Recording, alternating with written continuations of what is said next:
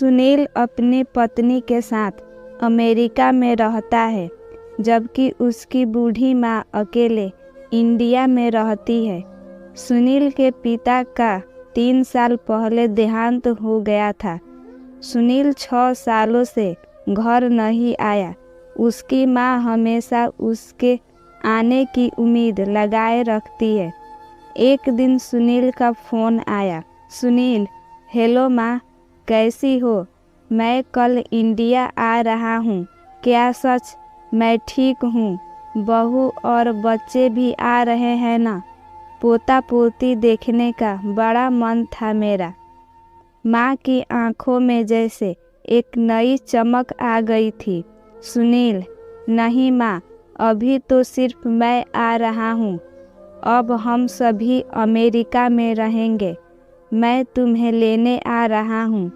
अब हम साथ रहेंगे। तुम जितना चाहे अपने पोता पोती को खिला लेना। अच्छा माँ, फ़ोन रखता हूँ। 5 दिन के बाद मेरी इंडिया की फ़्लाइट है। माँ, अच्छा ठीक है।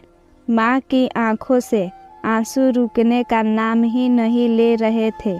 आखिर इतने सालों बाद अपने बेटे को देखेगी। बेटा 6 साल बाद घर लौट रहा था। 5 दिन बाद सुनील घर आया। माँ ने बहुत प्यार किया अपने बेटे को। उसका मनपसंद खाना बनाया गया।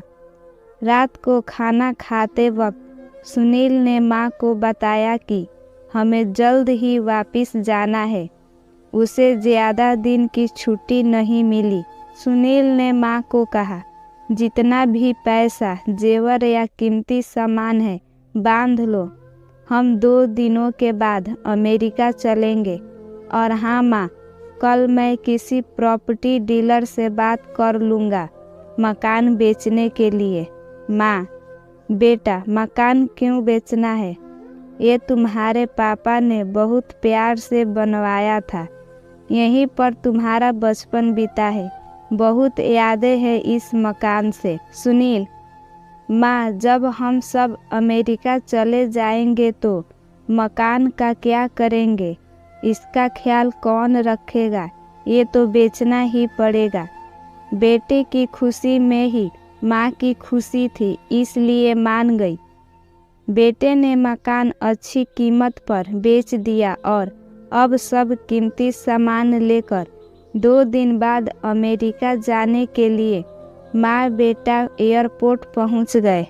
एयरपोर्ट पर सुनील ने माँ को एक कुर्सी पर बैठा दिया और कहा कि थोड़ी देर में टिकट और फ्लाइट के बारे में पूछ कर आता है। 1 घंटा बीत गया, लेकिन सुनील नहीं आया। तभी एक एयरपोर्ट के कर्मचारी ने बूढ़ी माँ को बैठे देखा तो पूछा, माँ जी, आप किसी से मिलने आई है? माँ, नहीं, मेरा बेटा अंदर टिकट और फ्लाइट के बारे में पूछने गया है। उसका इंतज़ार कर रही हूँ। आज हम अमेरिका जा रहे हैं।